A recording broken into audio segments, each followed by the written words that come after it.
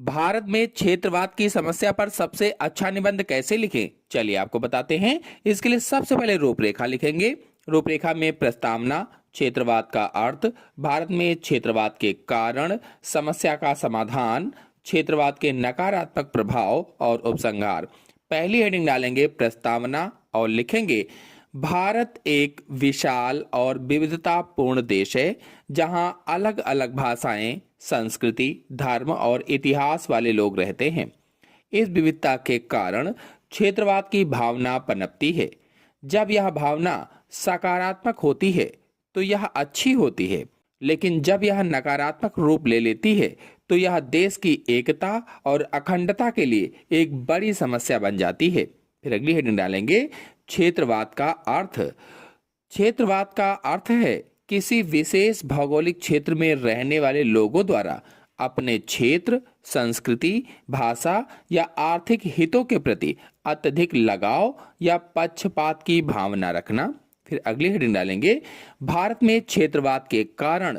क्षेत्रवाद की भावना तब पैदा होती है जब लोग अपने क्षेत्र के लोगों, संसाधनों, संस्कृति या विकास को अन्य क्षेत्रों की तुलना में अधिक महत्व देते हैं। क्षेत्रवाद के कुछ मुख्य कारण इस प्रकार हैं, जिसमें से पहला है भाषा और संस्कृति। अलग अलग क्षेत्रों की अपनी भाषा और संस्कृति होती है, जिसे श्रेष्ठ मानकर लोग भावनात्मक रूप से एक दूसरे से जुड़ते हैं और पृथक पहचान की मांग करते हैं।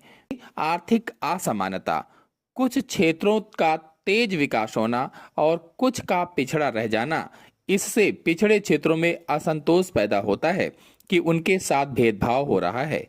फिर अगले है भौगोलिक भिन्नता। विभिन्न क्षेत्रों की भौगोलिक स्थितियां अलग होती हैं, जो लोगों के रहन सहन, खान पान और पहनावे में अंतर लाती हैं। फिर अगला कारण है राजनीतिक कारण। वोट बैंक की राजनीति के लिए नेताओं द्वारा क्षेत्रीय भावनाओं को भड़काना और अपने राजनीतिक स्वार्थों की पूर्ति के लिए नए राज्यों या अधिक स्वायत्तता की मांग उठाना। फिर अगला है ऐतिहासिक कारण। पुराने समय के बड़े और शक्तिशाली राज्यों की ऐतिहासिक विरासत और पहचान, जो आज भी लोगों को एकजुट करती है। ये सभी कारक मिलकर लोगों में अपने क्षेत्र के प्रति अत्यधिक लगाव और कभी-कभी अलगाववाद की भावना को जन्म देते हैं। फिर अगली हेडिंग डालेंगे क्षेत्रवाद की समस्या का समाधान। क्षेत्रवाद की समस्या को कम करने के लिए निम्नलिखित कदम उठाए जा सकते हैं, जिसमें से पहला है संतुलित आर्थिक विकास। सरकार को सभी क्षेत्रों में रोजगार और विकास के समान अवसर पैदा करने चाहिए ताकि आर्थिक असमानता को दूर किया जा सके। फिर अगला है सांस्कृतिक आदान प्रदान।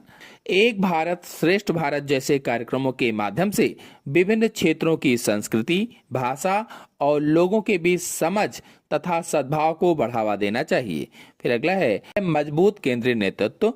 तो केंद्र सरकार को सभी राज्यों के साथ निष्पक्ष और समान व्यवहार सुनिश्चित करना चाहिए। फिर अगला है शिक्षा का महत्व। शिक्षा के महत्व से बच्चों में राष्ट्रीय गौरव और सहिष्णुता की भावना विकसित करनी चाहिए। फिर अगले हेडिंग डालेंगे क्षेत्रवाद के नकारात्मक प्रभाव। पहला है राष्ट्रीय एकता को खतरा। यह अलगाव और विभाजन की भावनाओं को बढ़ावा देता है, जिससे देश की एकता और अखंडता कमजोर होती है। फिर अगला है आर्थिक असमानता। क्षेत्रीय हित राष्ट्रीय हितों पर हावी हो जाते हैं, जिससे संसाधनों का असमान वितरण होता है और कुछ क्षेत्रों में विकास अवरुद्ध हो जाता है। फिर अगला है अंतरराज्यीय संघर्ष। ये नकारात्मक प्रभाव हैं। तो विभिन्न राज्यों के बीच जल, सीमा और संसाधनों को लेकर तनाव और विवाद बढ़ते हैं। फिर अगला प्रभाव है नकारात्मक राजनीतिक अस्थिरता। क्षेत्रीय दलों का उदय होता है, जो अक्सर गठबंधन सरकारों को अस्थिर करते हैं और राष्ट्रीय नीति निर्माण को प्रभावित करते हैं। फिर अंतिम हेडिंग डालेंगे उपसंहार और लिखेंगे क्षेत्रवाद भारत की विविधता का एक स्वाभाविक हिस्सा है, लेकिन इसका नकारात्मक रूप देश की प्रगति के रास्ते में एक बड़ी बाधा है।